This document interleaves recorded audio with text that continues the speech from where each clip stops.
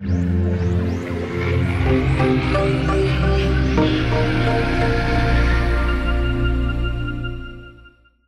and welcome to the first Prince of Persia Development Diary, direct here from Ubisoft Montreal.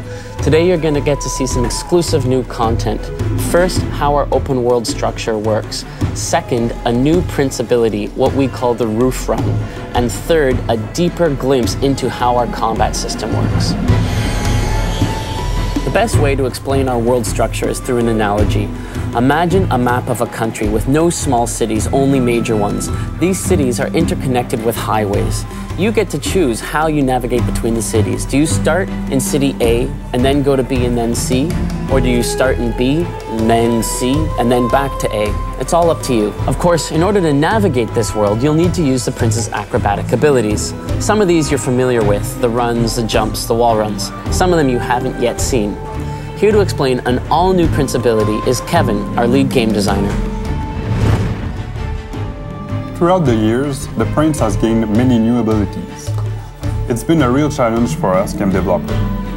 Now, let's discover a new move, the Roofrun. Since Sands of Time, wall run was always a signature movement of the Prince. We always tried to improve the wall run to keep this movement interesting and different. For this new Prince of Persia, we are letting the player run on ceilings. He can use the rings to launch himself at greater distance. Some rings even let the prince perform a roof run to a vertical wall run, which gave us many new options. Now it's time to look at our top secret combat lab, where Thomas is practicing.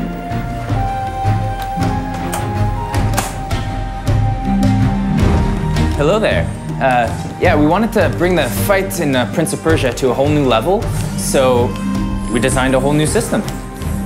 Our ambition was to add reactivity and strategy that's found in most fighting games.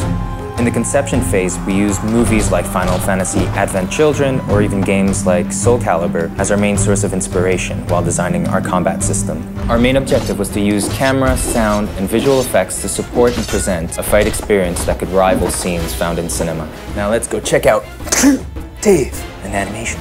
Animations have always been a fundamental part of the Prince of Persia universe.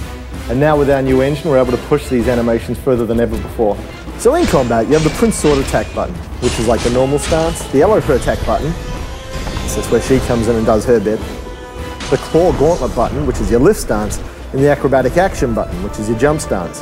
With those 4 buttons, you can build up some incredible combos, just like in fighting games, by switching in between these stances. If you're skilled, you'll push the 10+ combo requirements to access the aerial stance and the throw stance and teach your enemy who's the boss.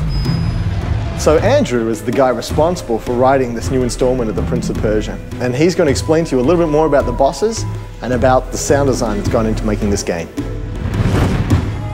For a new Prince of Persia, we obviously needed some new enemies. All of the enemies in this game stem from Ahriman, who's the dark god of corruption. There are the corrupted, who are Ahriman's lords, and also Ahriman's soldiers. Each of the characters is brought to life by the voice actors who've recorded thousands of different lines. Unlike previous games, the Prince and Elika have dialogue available so you can choose when they interact. They call out when performing acrobatics, and you can even taunt enemies during fights. Each of the enemies has a very distinctive personality, ensuring an experience unlike any Prince of Persia game before. I hope you enjoyed this little tour of the studio and getting a chance to meet some of the development team members. Stay tuned for the next Prince of Persia Development Diary, where we'll have even more exclusive content for you.